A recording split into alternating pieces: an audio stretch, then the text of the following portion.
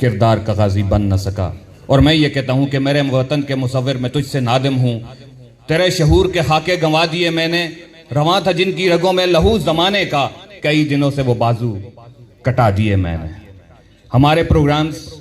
گفتگو کی حد تک، تقریروں کی حد تک ہوتے ہیں، آئیے ان سے باہر نکل کے سوچتے ہیں، اپنے وطن کے لیے، اپنی دھرتی کے لیے، اپنے علاقے کے لیے، اپنے ملک کے لیے کوئی کنٹریبیوشن فزیکلی کنٹریبیوٹ کرنے کی کوشش کرتے ہیں، تاکہ ہمارا وطن کل ہمیں یہ گلہ نہ ہو کہ ہم نے اپنا وقت ضائع کیا۔ دستور تو یہ ہے کہ آج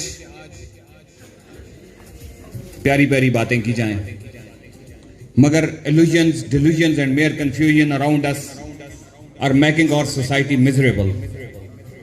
ہمارے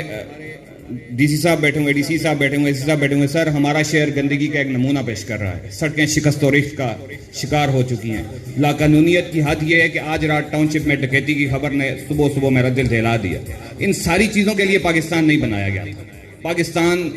کا ایک بلند مقصد تھا۔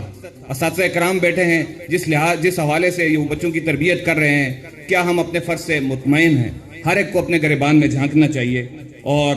اس چیز کا اندازہ کرنا چاہیے کہ ہم جس مقصد کے لیے آئے ہیں یا جس مقصد کے حصول کے لیے آزادی حاصل کی گئی تھی، کیا ہم اس مقصد کو پورا کرنے میں کامیاب ہو چکے ہیں؟ میرا دل تیری محبت کا ہے